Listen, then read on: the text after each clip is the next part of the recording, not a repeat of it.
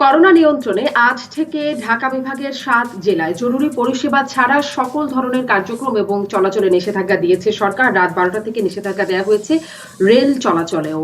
সরকারের পাশাপাশি রাজনৈতিক দলগুলো করোনা মোকাবেলায় কি ভূমিকা রাখছে বা কেমন ভূমিকা রাখছে? এদিকে করোনা সংক্রমণের ঊর্ধ্বগতির মধ্যেই একটি উপনির্বাচন সহ ২টি পৌরসভা এবং ২০৪টি ইউপি নির্বাচন অনুষ্ঠিত হয়ে গেছে গতকাল, যেখানে পূর্ব ঘোষণা বা পূর্ব সিদ্ধান্ত অনুযায়ী এই সরকারের অধীনে সুষ্ঠু নির্বাচন সম্ভব নয়। এই কারণ দেখিয়ে নির্বাচনে অংশ নেয়নি বিএনপি, যেখানে আওয়ামী লীগের সাধারণ সম্পাদক ওবায়দুল কাদের দলকে আগামী ২ বছর পর জাতীয় নির্বাচনের জন্য প্রস্তুতি নেবার আহ্বান জানাচ্ছেন। সেই নির্বাচনে অংশ নেবে বিএনপি, কেমন অবস্থায় জাতীয় পার্টি? এই আলোচনায় সেই সাথে সাথে আজ বিএনপি মহাসচিব সকল প্রকার রাজনৈতিক সংকীর্ণতার ঊর্ধ্বে উঠে বিএনপি নেত্রীকে বিদেশে পাঠানোর দলীয় দাবিটি জানিয়েছেন। সব মিলিয়ে কেমন রাজনীতি চলছে এই করোনাকালে, এই আলোচনায় রাজকারণে শারমিন চৌধুরী। সবাইকে স্বাগত জানাচ্ছি। আমার সাথে অতিথি হিসেবে সংযুক্ত আছেন মৎস্য ও প্রাণী সম্পদ মন্ত্রী অ্যাডভোকেট রেজাউল করিম এমপি, যুক্ত আছেন বিএনপির যুগ্ম মহাসচিব ব্যারিস্টার মাহবুবউদ্দিন খোকন এবং আছেন জাতীয় পার্টির কো চেয়ারম্যান অ্যাডভোকেট কাজী ফিরোজ রশিদ এমপি। স্বাগত জানাচ্ছি আপনাদের তিনজনকেই আজকের রাজকাহনে। ব্যারিস্টার মাহবুবউদ্দিন খোকন, প্রথমে আসি করোনার ইস্যুতে সরকার যে পদক্ষেপগুলো নিচ্ছে, সম্প্রতি যে পদক্ষেপ ৭ বিভাগের মানে ঢাকা বিভাগের ৭ জেলায় নিষেধাজ্ঞা, ট্রেন চলাচলে নিষেধাজ্ঞা দিচ্ছে, আজকেই কিছুক্ষণ আগে জানতে পারছি আমরা। এই সিদ্ধান্তকে কিভাবে মূল্যায়ন করছেন? সেই সাথে সাথে রাজনৈতিক দল হিসেবে আপনারা কি ভূমিকা পালন করছেন এই ভয়াবহ মহামারীর মোকাবেলায়?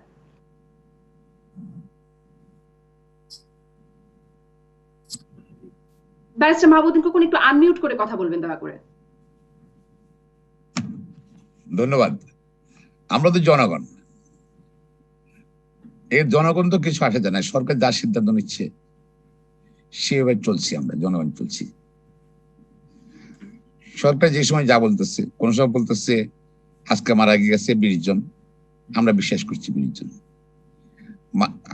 আক্রান্ত হয়েছে ১,০০০, আমরা বলছি ১,০০০। পরের দিন বলছে আজকে মারা গেছে ৮০ জন, আমরা মনে করছি ৮০ জন। আক্রান্ত হয়েছে ৫,০০০, আমরা আক্রান্ত হয়েছি। এইসব চলতেছে গত ১ বছর থেকে। আবার লকডাউন দিচ্ছে, লকডাউন উঠাচ্ছে, আবার লকডাউন দিচ্ছে, ফুল লকডাউন, গাড়ি ঘোড়া বন্ধ করছে, আবার ফেরি চালু করে দিচ্ছে ঈদের সময়। এরা তেলাই কারবার। তারপর লকডাউন দিচ্ছে, লকডাউনে কোনো অসুবিধা নেই। সারা বছর লকডাউন দেখলে তো কোনো অসুবিধা নেই, দেশে কোনো গরিব বাড়তেছে না, মানুষ কষ্ট হচ্ছে না, অর্থমন্ত্রী নিজে বলতেছেন। তো লকডাউন তো অসুবিধা নেই, মানুষ স্বয়ংসম্পূর্ণ সরকারের কথা অনুযায়ী, ভাষ্য অনুযায়ী। অর্থমন্ত্রী স্বীকার করছে না যে লকডাউনে মানুষের আয় কমে গেছে, লকডাউনে মানুষের জীবনযাত্রার মান কমে গেছে, লকডাউনে গরিব মানুষ যারা একদম আরো পরিস্থিতি আরো খারাপ হচ্ছে। লকডাউনে মানুষের বেকারত্ব বেড়ে গেছে, লকডাউনে চাকরি হচ্ছে না, লক্ষ কোটি মানুষ আজকে চাকরির সুযোগ পাচ্ছে না। এবং সরকার বলছে আমরা বিজিবির কার্ড দিচ্ছি, আমরা ১০ টাকার চাউল দিচ্ছি। আর ১০ টাকার চাউলের জন্য বিয়ে পেশাটা ছেলে যে চাকরির জন্য খুঁজতেছে, তার চাকরি দরকার। এটা মধ্যবিত্ত বা নিয়মিত মধ্যবিত্ত, তার ইনকাম দরকার, চাকরি দরকার। সে বিজিবি মেম্বার সাহেবের কাছে যাবে বিজিবি কার্ডের জন্য, ১০ টাকা চাউলের জন্য একটা এসএসসি মেট্রিক এসএসসি পাস ছেলে লাইনে দাঁড়িয়ে থাকবে। এগুলো আসলে সরকার করোনা পরিস্থিতির মুখে সকল ডবল স্ট্যান্ডার্ড মেনটেন করছে। লকডাউন চলতেছে, আবার ইলেকশনে চলতেছে। কার জন্য ইলেকশন? যেমন একটা দেশ, যে দেশে আছি, নির্বাচন কমিশন বলছে সাংবাদিক জিজ্ঞাসা করলে করোনার সময় মানুষের যেখানে গ্যাদারিং করা, যেখানে একত্র হয়, যেখানে অস্বাভাবিক মানুষের জন্য সংক্রমণ বাড়াইতে পারে। উনি বলছেন যে করোনা থেকে জরুরি নির্বাচন আরো জরুরি। মানুষ মরে গেলে মরে যাক, কিছু আসা যায়, নির্বাচন দরকার। কি নির্বাচন? কার জন্য নির্বাচন? কোন ব্যক্তি নির্বাচিত, কোন ব্যক্তি নির্বাচিত ঘোষণা দেওয়ার জন্য। জনগণ ভোট, উনি জানেন, চিফ ইলেকশন কমিশন জানেন, প্রধান নির্বাচন কমিশন জানেন যে জনগণ তো ভোট দেয় না, সুতরাং জনগণ কোন ক্ষতিগ্রস্ত হবে না। কিছু লোক ভোট কেন্দ্রে আসে, আর আইন শৃঙ্খলা বাহিনী বা সরকারি প্রশাসন লোকজন তারা ভোট সিলমে ঢুকিয়ে দেয়, দায়িত্ব তারাই পালন করে। সুতরাং জনগণ ক্ষতিগ্রস্ত হবে। উনি এক্সেন্সে কারেক্টে আছেন। এর জন্য প্রধান নির্বাচন কমিশন বলেছেন যে জরুরি নির্বাচন জরুরি। এই ধরেন, আপনি ধরেন এখন এই যে লকডাউন চলতেছে, নির্বাচন চলতেছে, সেটা কোনো সমস্যা নেই। গ্যাদারিং চলতেছে, সমস্যা নেই। আর এখানে তো কোনো ভোট বে নির্বাচন, এখানের মধ্যে কোনো কন্টেস্ট নেই, তারপর লোকে মারামারি করতেছে। ক্ষমতাধীন দলের নৌকামুখা প্রার্থী আর বিদ্রোহী প্রার্থী মারামারি। ইলেকশন মানে কি খুনাখুনি নাকি? ইলেকশন মানে কি মারামারি নাকি? নির্বাচন মানে কি ভোট কেন্দ্র দখল করে নাকি? নির্বাচন মানে কি ব্যালট ছেঁড়া বা ইভিএম এর সিল মেরে দেওয়া নাকি? এই নির্বাচন হয়? এই নির্বাচন দরকার নেই জনগণের, বাংলা মানুষের তো এই নির্বাচন দরকার নেই। নির্বাচন নিয়ে আপনাদের মতামতটা আমি আরো একটু বিশেষ করে জানতে চাই, কিন্তু আপনি যে বলছিলেন যে লকডাউনের বিষয়ে মানুষ গরিব হচ্ছে, লকডাউনে দরিদ্র হয়ে যাচ্ছে, লকডাউনের কি আপনারা সমালোচনা করছেন? লকডাউনের বিকল্প কি? আপনাদের প্রস্তাব কি? লকডাউন তো বাংলা শব্দ না, এটা এটা ইউরোপ আমেরিকা থেকে আসছে। এই লকডাউন শব্দটা আসছে এই করোনা আসার পরে। সেখানে লকডাউন মানে কি সরকার রাষ্ট্রের পক্ষে রাষ্ট্রের জনগণকে বাঁচানোর জন্য এই এই ব্যাধি মহামারী ব্যাধি যেন সংক্রমণ না হয় সেই জন্য লকডাউন দিচ্ছে, চলাফেরা সব বন্ধ করে দিচ্ছে, রাষ্ট্রীয় দায়িত্ব নিচ্ছে। যারা লো আর্নার বা যাদের ইনকাম তুলনামূলক কম, একদম নিরেট অ্যাবসুলেট গরিব হতে হবে না,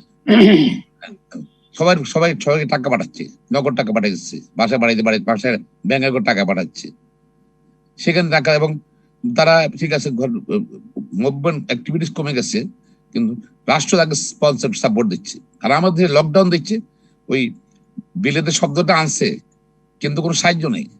সাহায্য হলে 10 টাকার চাউল নাও আর কি জানি 2,500 টাকা করে মোবাইলে টাকা দেয়। কাকে দিচ্ছে? কজন লোক পাচ্ছে?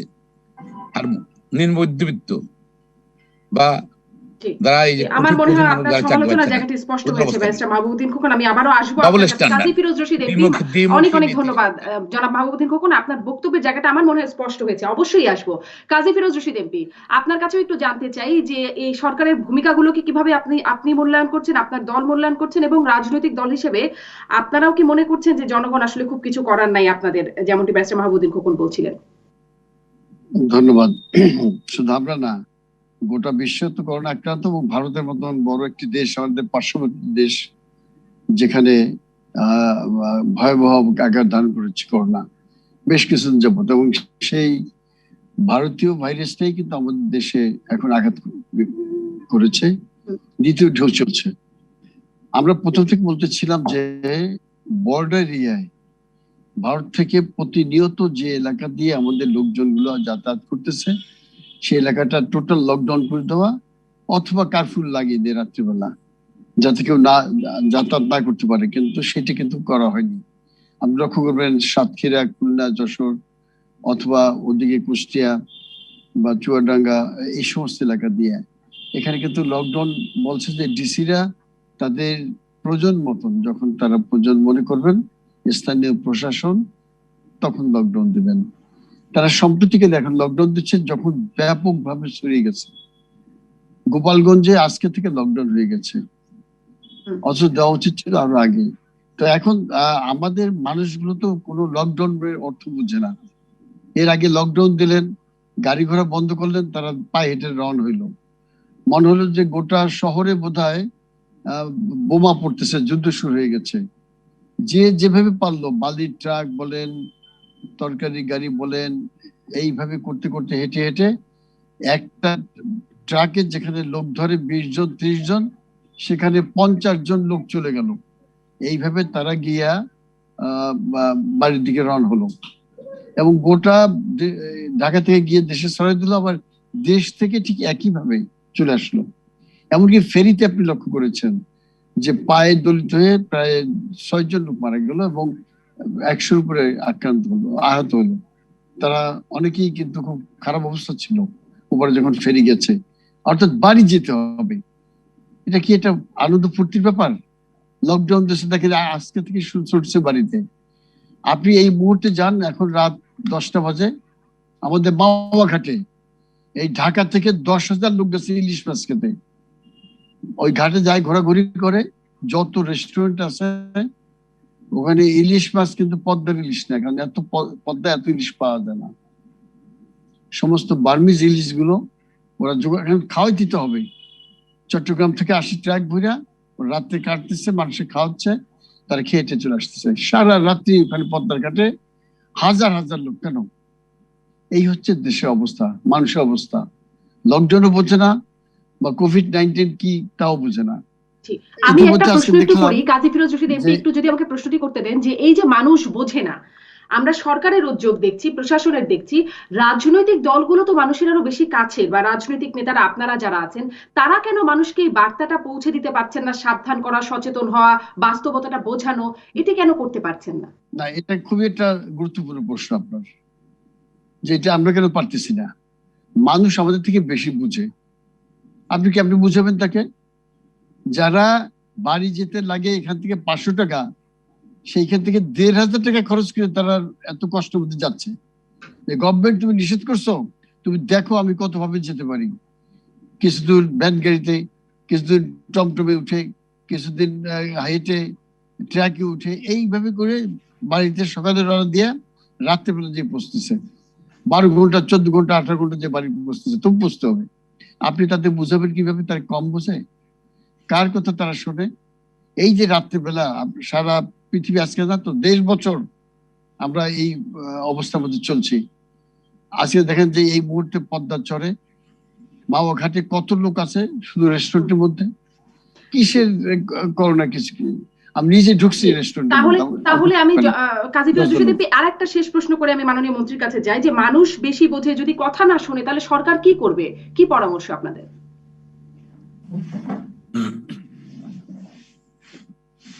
আমি কাজী বলবো, ফিরোজ রশিদ এমপি। হ্যাঁ, আপনি। আচ্ছা, সরকারের করার কিছু নেই, সরকার কারফিউ দিতে পারে, তখন মানুষ বলবে যে আমি না খেয়ে মরতেছি। অতএব এই সরকারকে কিছুটা নরম, কিছু গরমের মধ্যে চলতে হবে, কিছু করার নেই তো। এই মানুষগুলোকে আজকে পারতো পুলিশ দিয়ে প্রত্যেকটা লোককে ঘরে উঠে দিতে পারতো, তাতে একটা বিরূপ সৃষ্টি হইতো যে আমরা বাড়ি যাবো, আমাদের স্বাধীনতা হস্তক্ষেপ করা হচ্ছে। অথচ লক্ষ্য করছেন লন্ডনে কিন্তু এখন আবার লকডাউন শুরু করলো নতুন করে কিছু কিছু এলাকায়। লকডাউন মানে টোটাল লকডাউন, তার বিরোধ না। আমাদের দেশে সেটা সম্ভব না।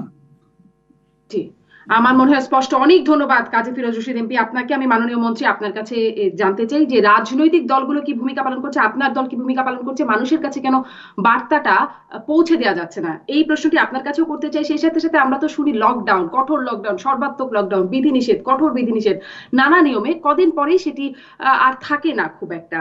তাতে আসলে কার্যকর কি পরিণতি আসবে, মানে যেটি প্রত্যাশিত সেটি কি আসবে মাননীয় মন্ত্রী?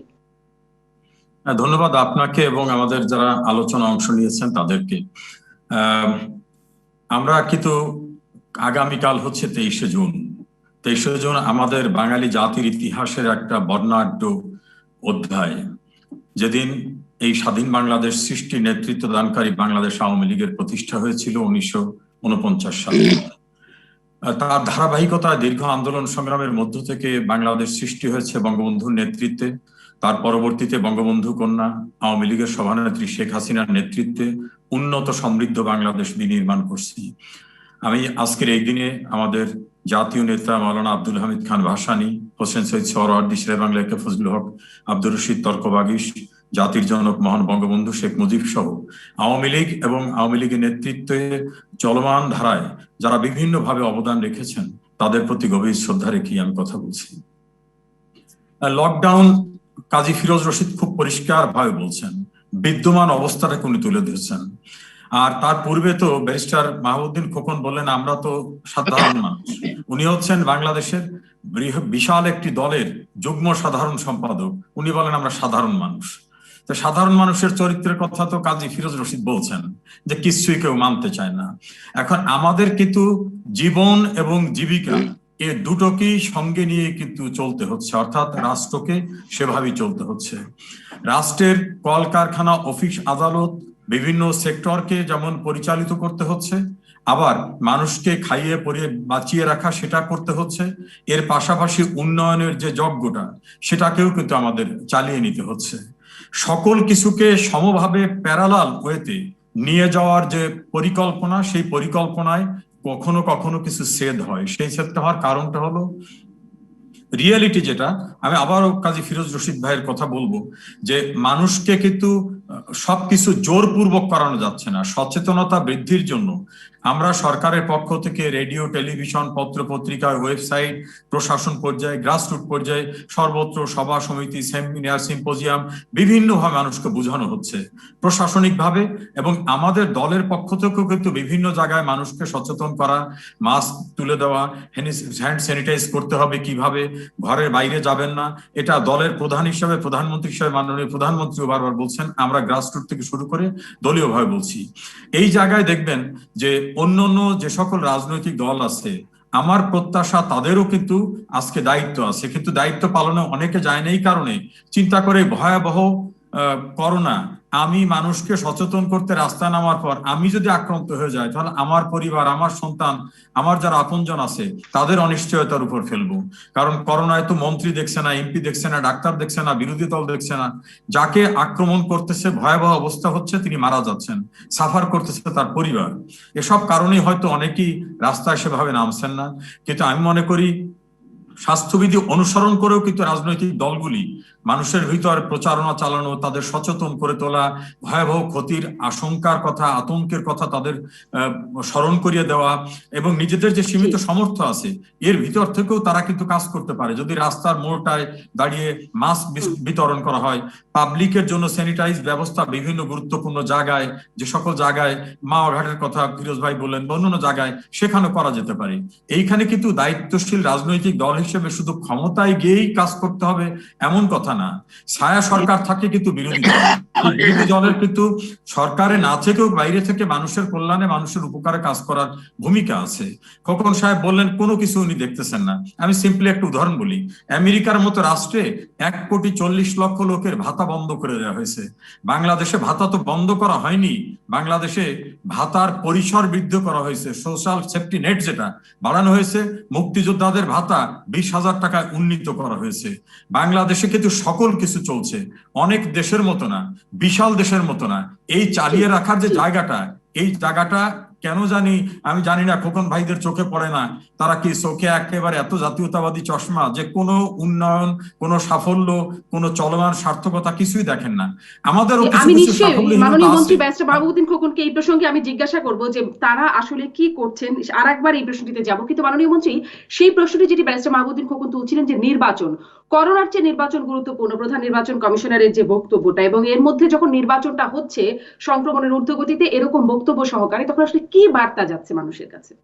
বার্তাটা শোনেন, পার্লামেন্ট নির্বাচনের ক্ষেত্রে কিন্তু সাংবিধানিক বাধ্যবাধকতা আছে, যেমন পার্লামেন্ট সেশন হয়। এই করোনা পরিস্থিতির ভিতরেও কিন্তু আমাদের পার্লামেন্টের সেশনে পার্টিসিপেট করতে হয়, কারণ কোনো অপশন নাই। আর বিএনপির ইলেকশন নিয়ে কোনো উদ্বেগ উৎকণ্ঠা থাকার কোনো কারণ দেখি না। এই কারণে ওনারা তো বলেন যে ইলেকশন ওনারা যাবেন না।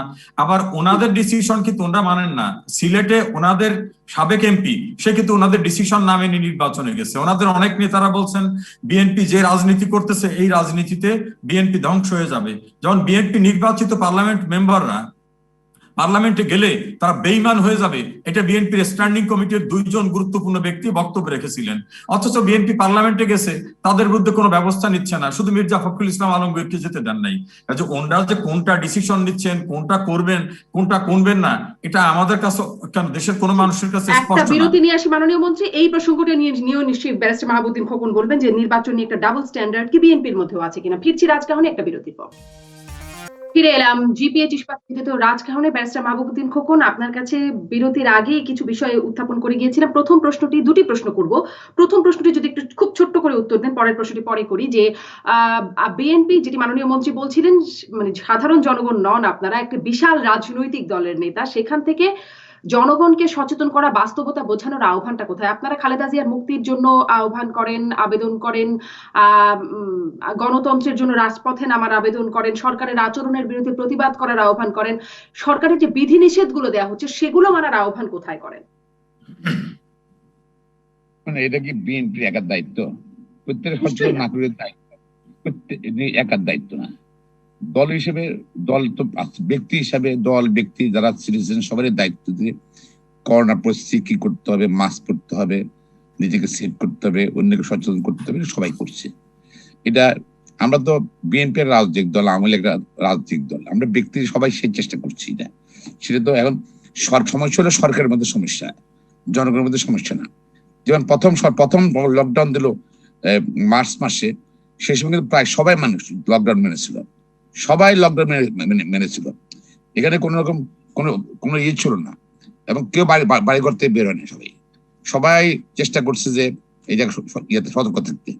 কিন্তু তারপর কি করলো সরকার, বলে জীবিকার প্রয়োজন, গার্মেন্ট ছেড়ে দিল, বলে গার্মেন্টস ব্যবসা নষ্ট হয়ে যাবে, অর্ডার নষ্ট হয়ে যাবে। হ্যাঁ, তো এই কোন গার্মেন্ট ছেড়ে দিল, লক্ষ লক্ষ গার্মেন্টস কর্মী যাওয়া আসা আরম্ভ করলো। হ্যাঁ, তারপর গিয়া এটা ছেড়ে দিল, কি দোকান ছেড়ে দেয়, মার্কেট দোকান মালিক সমিতি দাবি জানায় ছেড়ে দেয় এটা। তারপরে যে মোটর সমিতি, বাস সমিতি ছেড়ে দিচ্ছে, বাস সমিতি। সরকার তো স্ট্রিক্ট না, সরকার ভূমিকা ইম্পোর্ট করে জনগণের সচেতনতা, জনগণের, এবং সরকার আস্তে আস্তে রিল্যাক্স করে দিল। সরকার থিওরি নিয়ে আসলো, শুধু জীবন না, জীবন বাঁচাতে জীবিকা বাঁচাতে হবে, জীবিকার প্রয়োজন। তো জীবিকার প্রয়োজন এখন থেকে ওপেন হয়ে গেল, যা যে স্ট্রিক্টলি ফলো করতো যে লকডাউনটা, সেই লকডাউনে রইলো না, এখন জনগণ মানে না। আর একটা সমস্যা কি জানেন, সরকার কি জনগণকে প্রতিনিধিত্ব করতে হবে। জনগণের প্রতিনিধিত্ব করলে আজকে যদি ইলেকটেড লিডার থাকতো, কমান্ড থাকতো, তাহলে বিশ্বে আস্থা থাকতো। এই সরকার, মানুষ জানে যে ভোট দেয়নি আমরা, মানে এমপি সাহেব করতেছে, হ্যাঁ এমপি সাহেব করতেছে, জনগণের নির্বাচিত একজন চেয়ারম্যান আর হলো ভোট চুরি করে চেয়ারম্যান, পার্থক্য আছে। নির্বাচনের কমান্ড থাকে, এমপি নির্বাচিত এমপির কমান্ড থাকে, নির্বাচিত মন্ত্রীর কমান্ড থাকে, নেতাদের কমান্ড থাকে। সরকার আস্থা নাই, সরকার কমান্ড, এই জন্য সরকারের কমান্ড দেখেন লুজ। আমরা ব্যারিস্টার মাহবুবুদ্দিন খোকন, এই সমালোচনার জায়গাটি স্পষ্ট, আপনাদের এই সমালোচনার জায়গাটি স্পষ্ট, অন্যান্য দলেরও কিছু করা ছিল কিনা সেই প্রশ্নটি করছিলাম, এবং এটিও সাথে সাথে প্রশ্ন আপনার কাছে করছিলাম যে করবে কি সরকার, লকডাউন কি তাহলে দেবে না সরকার, নাকি লকডাউন চালিয়ে যাবে শক্তভাবে, দুটোর কোনটা করবে? মাঠ পর্যায়ে আমরা গণসংযোগ সৃষ্টি করছি, আমার দায়িত্ব আমরা পালন করছি, দলীয় লোক হিসেবে দায়িত্ব পালন করছি, কর্মীর দায়িত্ব পালন করছি, পাশে সিটিজেন হিসাবে দায়িত্ব পালন করছি। সরকারই আমাদের কিন্তু এই যে লকডাউনের আজকে সরকারের কাছে যে বলে দেন আমরা ধনীর লোক, আরে ধনীর লোক ওষুধ কেনার টাকা নেই, হ্যাঁ ধনীর লোক আপনার ওষুধ কেনার টাকা নেই। আগে টিকা আনছেন ইউরোপিয়ান ইউনিয়ন থেকে লোন নিয়ে আনছেন, ওয়ার্ল্ড ব্যাংক থেকে লোন নিয়েছেন, আপনি টিকা আনতে পারেন না। আপনি একটা বিশেষ দেশকে আপনি সুবিধা দেওয়ার জন্য সে দিতে তাকাইছিলেন আপনি, সে দেশ তারা রাগ করে কিনা, তারা রাগ করলে ক্ষমতা থেকে চলে যাবেন কি আপনারা, ওদের সঙ্গে চুক্তি করছেন। কোথায় আর কোনো সোর্সে গেলেন না টিকা ভ্যাকসিন আনতে, তার জন্য ভ্যাকসিন নাই, এখন ধানায় ফানায় এইটা করেন ওইটা করেন এটা করেন চলতেছে। আর যেটা আজকে আপনার সরকারের দুর্নীতির জন্য আজকে দেশে কিন্তু করোনা পরিস্থিতি একদম। অনেক ধন্যবাদ ব্যারিস্টার মাহবুবুদ্দিন খোকন, এই বিষয়গুলো নিশ্চয়ই মাননীয় মন্ত্রী বলবেন। আরেকটা প্রশ্ন ছোট্ট করে একটু বলবেন যে এই নির্বাচনে গেলেন না, সুষ্ঠু নির্বাচন সম্ভব না এই সরকারের অধীনে, তাতে লাভ কি হলো, এবং সামনে যে জাতীয় নির্বাচন আসছে সেটিতে কি আপনারা যাবেন এই সরকারের অধীনে? আমি আমি এটা কথা দেওয়ার আগে আমি আওয়ামী লীগের আছে এই আগামীকাল 23 জুন 25 বার্ষিকী আওয়ামী লীগের দলের আওয়ামী লীগের সভানেত্রী এবং আওয়ামী লীগ সকল নেতা কর্মীদেরকে ধন্যবাদ জানাইছে, তাদের স্মরণ করে দিয়েছে এই আওয়ামী লীগ সেই আওয়ামী লীগ পাকিস্তান আমাদের সকল আন্দোলন সভায় নেতৃত্বে আওয়ামী লীগ দিয়েছিল জনগণ নিয়ে, এমনকি স্বাধীনতার সংগ্রামের সঙ্গে জাতিকে ঐক্যবদ্ধ করেছিল এই আওয়ামী লীগের নেতৃত্বে। এবং মরম Sheikh Mujibur Rahman, he was a great leader in history. আর আজকের আওয়ামী লীগ কিন্তু অত্যন্ত কষ্ট, দুঃখ। বলবেন না আমি বিএনপি, আমি দুঃখ করবো কেন? একটা গণতান্ত্রিক সমাজ ব্যবস্থায় দুইটা শক্তিশালী রাজনৈতিক দল দরকার, গণতান্ত্রিক। আজ 2008 সালের পর থেকে আজকে আওয়ামী লীগ, সে আওয়ামী লীগ আর নাই। আজকে জনগণের সঙ্গে আওয়ামী লীগ কোনো সম্পর্ক নাই, জনসমর্থন আওয়ামী লীগ দেওয়ালিয়া হয়ে গেছে। আওয়ামী লীগ আজকে ভোট, পার্লামেন্ট ভোট সেখানে চুরি করে, যেখানে চায় যে কেউ যেন না আসুক তাদের। ব্যারিস্টার মাহবুবুদ্দিন খোকন, অনেক ধন্যবাদ আপনাকে। সমালোচনাগুলো আপনারা সব সময় করেন, আপনাদের অবস্থানটা জানতে চাইছিলাম, সম্ভব হলে পরের অংশে আবার জানবো। কাজী ফিরোজ রশীদ এমপি, নির্বাচন নিয়ে আপনাদেরও একটু জানতে চাই আপনাদের অবস্থান। আমরা দেখলাম গতবার লক্ষ্মীপুর 2 আসনে, পাপুলের আসনে জাতীয় পার্টির যিনি প্রার্থী ছিলেন তিনি সরে দাঁড়ালেন এবং পাপুল নির্বাচিত হয়ে গেলেন। কুমিল্লা 5 আসনে এবারে যেটি নির্বাচন হবার কথা ছিল সেখানেও জাতীয় পার্টির প্রার্থী সরে দাঁড়ালেন, আওয়ামী লীগের প্রার্থী বিনা ভোটে নির্বাচিত হয়ে গেলেন কাজী ফিরোজ রশীদ এমপি। জাতীয় পার্টির এই অবস্থান কেন? নির্বাচন নিয়ে সামনে কি অবস্থান হবে? নির্বাচনে জাতীয় পার্টি অংশগ্রহণ করে এবং এই কোভিডের মধ্যে অতটা কিন্তু আমাদের ক্যান্ডিডেটরা যাবে সক্রিয় হওয়ার কথা ছিল তা হয় নাই, কোথাও হয় নাই। কেন্দ্রীয় নেতারাও কিন্তু ওইভাবে যায়নি, এটা সম্ভব না। অতএব যারা দাঁড়িয়েছে তারা তাদের নিজের দায়িত্বে দাঁড়িয়েছে। তবে একটা কথা কি জানেন, এই কোভিড নিয়ে আমি কিছু কথা বলতে চাই যে মানুষ কিন্তু কোনো প্রয়োজন ছাড়াই বিনা প্রয়োজনে ঘরে বাইরে এইটা কিন্তু নাগরিকের দায়িত্ব হতে পারে না, তার বিনা প্রয়োজনে যায়। আপনি এখন আসেন, নাগরিকদের একটা দায়িত্ব আছে, রেস্টুরেন্টে ঢোকেন, রেস্টুরেন্ট গুলো একদম ঠাসা, আপনি কোনো সিট পাবেন না, সেখানে ছেলে পেলে ফ্যামিলি নিয়ে ঢুকে আছেন। তারা কিন্তু সবাই পয়সা করেন লোক, সারাদিন বাইরে নেই, সন্ধ্যার পরে তারা রেস্টুরেন্টে গিয়া খাইতেছে, আড্ডা মারতেছে। এই যে একটা দায়িত্বহীনতা, এই যে এদের কিভাবে, এরা কিন্তু শিক্ষিত এবং অর্থনৈতিকভাবে অত্যন্ত সক্ষম। আরেকটা গ্রুপ আছে যারা বলে কি যে স্কুল, কলেজ, মাদ্রাসা, তারপরে বিশ্ববিদ্যালয় খুলে দিতে হবে, আর খোলার পরে যদি আক্রান্ত হয়ে যায় কারণ যে এখন আমাদের ওষুধ দিতে হবে, হাসপাতাল সিট দিতে হবে। আমাদের সক্ষমতা কি আছে? কত লোককে আপনি হাসপাতালে চিকিৎসা দিতে পারবেন? পাগল হয়ে গেছে স্কুল খোলার জন্য। মাননীয় প্রধানমন্ত্রী এই যে স্কুলগুলো বন্ধ রেখেছেন, শিক্ষা তো অবশ্যই আমাদের অনেক ক্ষতি হচ্ছে, আমাদের না, সারা বিশ্বই ক্ষতিগ্রস্ত হয়েছে। কিন্তু তার মধ্যেও যদি আপনি এখন একটি পরিবার থেকে একটি সন্তান যদি আক্রান্ত হয়ে যায়, ওই পরিবারটাই কিন্তু আক্রান্ত হয়ে পড়ে, খুবই খারাপ অবস্থা হয়ে যায়। সেই জন্য সব দিক চিন্তা করতে হয় সরকারকে। একটি কথা বলবো যে আমাদের চরম সমন্বয়হীনতা আমরা দেখেছি সব জায়গায়। লকডাউন এক গ্রুপ দিতে চায়, এক গ্রুপ দিতে চায় না, লোকাল প্রশাসনের উপর ছেড়ে দিছে, তারা কিন্তু তাদের ইচ্ছা মতো লকডাউন কোথাও দিচ্ছে, কোথাও দিচ্ছে না। এইভাবে হবে না, দিতে হলে গোটা সীমান্তে আগেই দেওয়া উচিত ছিল। এখন আমাদের ভিতর দিক থেকে আস্তে আস্তে ঢাকা থেকে আসতেছে, এই যে লোকগুলো ঢাকা থেকে যাচ্ছে এখন আবার কিন্তু তারা ঢাকা ফিরে আসবে। যারা যাবে তাদের বলে দিতে হবে 15 দিনের মধ্যে আসতে পারবে না, রাস্তা বন্ধ করে দিতে হবে, তোমরা ঘরের মধ্যে থাকো। আপনি একজন লোক মানতে চায় না যে গ্রামে হাট বাজার পরিপূর্ণ, ঢাকা শহরের হাট বাজার কাজী ফিরোজ রশিদ এমপি, আগের অংশ আপনি এই বার্তাটি দিচ্ছিলেন, আমি নিশ্চয়ই মাননীয় মন্ত্রীর কাছে গোটা দেশে লকডাউনের পরামর্শ আপনি দিচ্ছেন। মাননীয় মন্ত্রী এই বিষয়ে নিশ্চয়ই একটু বলবেন যে গোটা দেশে লকডাউনের পরামর্শ দিচ্ছে কাজী ফিরোজ রশিদ এমপি, মানে রাজনৈতিক দলগুলোকে আসলে সম্পৃক্ত করবার জন্য সরকার কোনো উদ্যোগ নেয় কিনা? বিএনপি একটা সর্বদলীয় কমিটি করবার কথা বলেছিল, সেই ব্যাপারে সরকার তো গা করলো না। মানে এই দায়টা কি, সমন্বয়হীনতার দায়টা কি তাহলে সরকার একাই নেবে? না না, সমন্বয়হীনতার প্রশ্নটা দেখেন না, এটা তো এমন না যে কারো ঘর পুড়ে গেছে আমরা সবাই মিলে একত্রিত হয়ে ঘরে যে পানি ঢালবো। করোনা পরিস্থিতিতে সবাই একত্রিত হয়ে মুভ করা, রাস্তায় মিছিল করা বা গণসমাবেশ করার কোনো প্রসঙ্গ এখানে না। এখানে যার যার জায়গা থেকে সচেতন হতে হবে। এমনকি বিএনপি চেয়ারপারসন নিজেও তার বাসার ভিতর থাকা অবস্থায়ও অধিক সচেতন ছিলেন কিনা এটা নিয়ে প্রশ্ন দেখা দিয়েছে, কারণ তিনি করোনা সংক্রমণে আক্রান্ত হয়ে দীর্ঘদিন চিকিৎসা নিতে হয়েছে।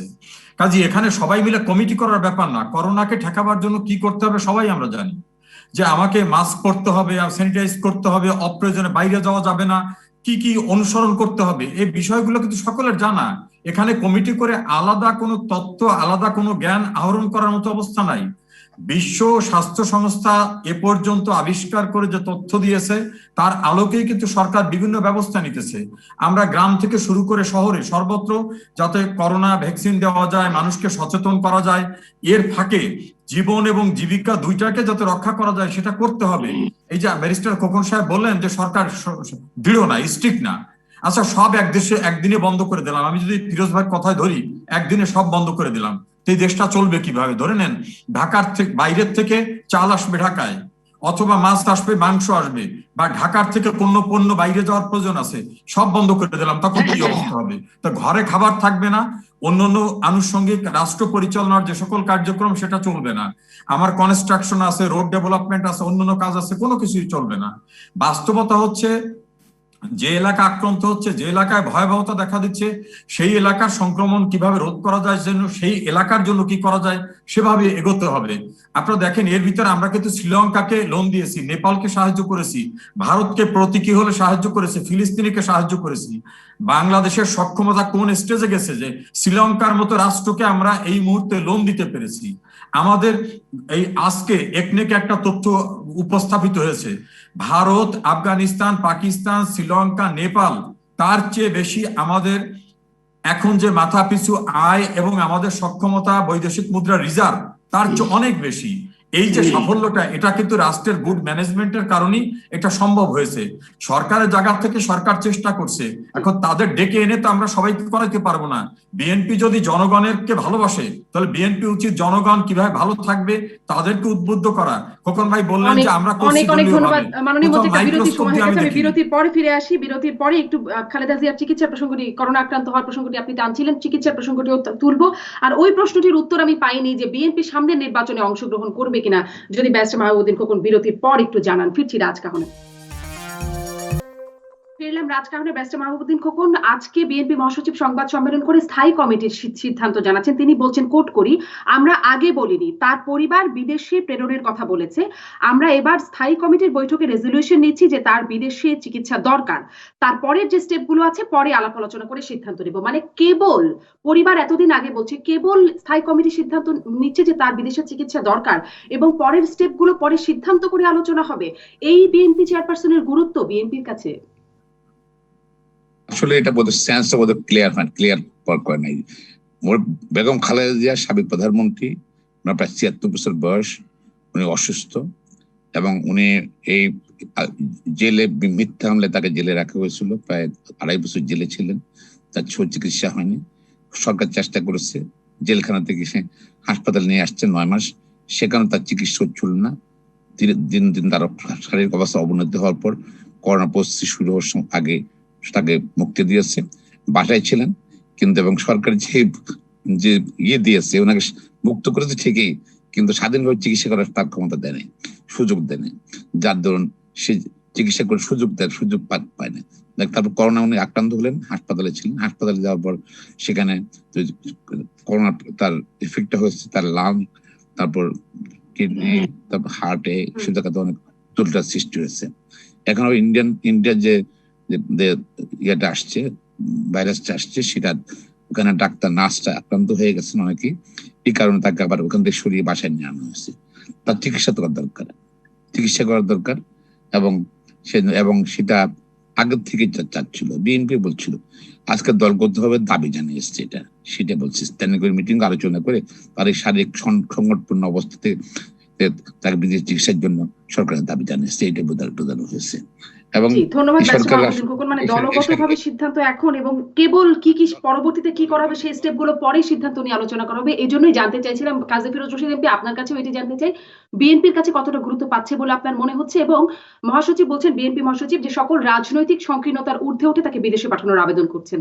এটি কি রাজনৈতিক সংকীর্ণতা নয় কি, যে তাকে বিদেশে যাওয়ার পারমিশনটা দেওয়া হচ্ছে না?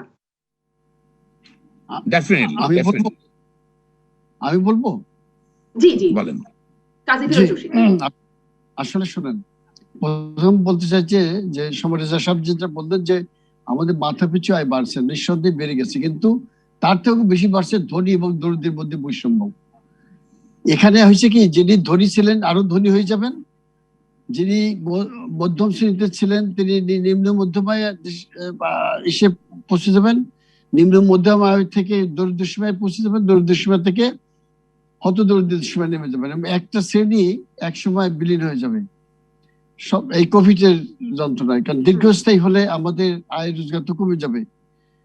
আমাদের ধনী এবং দরিদ্রের মধ্যে পার্থক্য যদি না কমানো যায়, তাহলে বঙ্গবন্ধু আদর্শটাই কিন্তু নষ্ট হয়ে যাবে।